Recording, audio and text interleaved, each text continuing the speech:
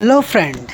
আজি মই লৈ আহিছো আপোনালোকৰ কাৰণে এটা বহুত ইম্পৰ্টেন্ট এটা ভিডিও যেটো হৈছে যেতিয়া আপুনি কোনো এটা জব এপ্লাই কৰিব কোনো এটা কামৰ কাৰণে আবেদন কৰিব সেই আবেদন কৰাৰ সময়ত আপোনাৰ অতিকৈ প্ৰয়োজনীয় এখন হৈছে বায়োডাটা এই বায়োডাটাখন আজি কেনেকৈ বনাব পাৰিম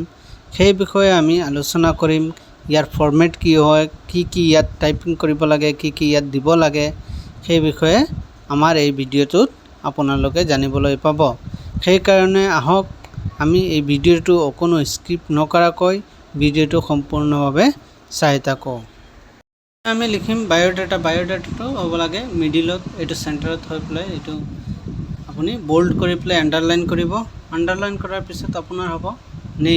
নেমটো লিখি লব আপোনাৰ যেটো নাম হয় সেই নামটো লিখিব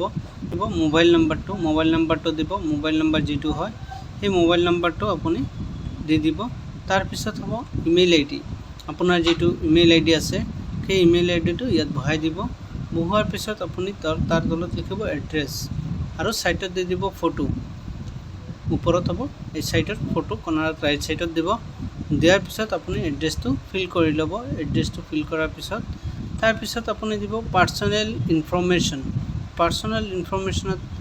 যেনেকৈ জেন্ডাৰ আহিব জেন্ডাৰটো মেল ফিমেল যেটো হয় এইটো হিচাপত আপুনি জেন্ডাৰটো বহাই দিব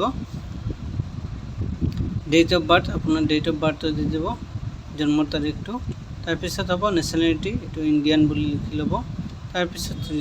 ৰিলিজিয়নটো আসামিজ মুসলিম হিন্দু খ্ৰীষ্টান যি হয় এটো বহাই দিব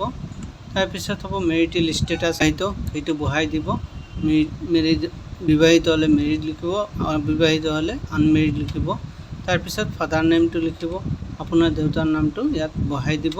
তাৰ পিছত কি ল্যাঙ্গুৱেজ আপুনি জানে সেই ল্যাঙ্গুৱেজ কেইটা আপুনি ইয়াত বহাই দিব আসামিজ ইংলিশ হিন্দী বাংলা যি জানে তাকে এটো বহাই দিব তাৰ পিছত আপোনাৰ এডুকেশন কোৱালিফিকেশন কি হয় মেট্ৰিক গ্ৰেজুৱেচন এইচএস বা এমএ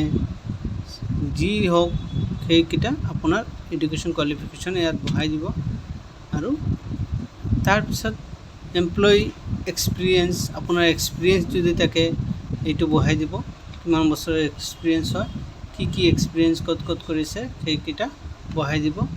এক্সপেৰিয়েন্স বহাৰ পিছত ডিক্লেৰেচন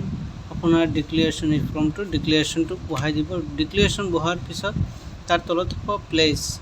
মানে কত আপুনি জব এপ্লাই কৰিছে সেই প্লেসখনৰ নামটো লিখি ল'ব আৰু ডেট কেই তাৰিখত আপুনি জমা দিব এই ফৰ্মটো এই ফৰ্মৰ ডেটটো লিখি ল'ব লিখাৰ পিছত আৰু ৰাইট সাইডত আপুনি সিগনেচাৰটো বহাই দিব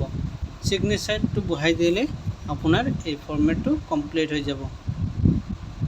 ফৰ্মেটটো কমপ্লিট হৈ গৈছে আপোনালোকৰ ভিডিওটো ভাল লাগিলে শেয়াৰ কৰিব সাবস্ক্ৰাইব কৰিব ধন্যবাদ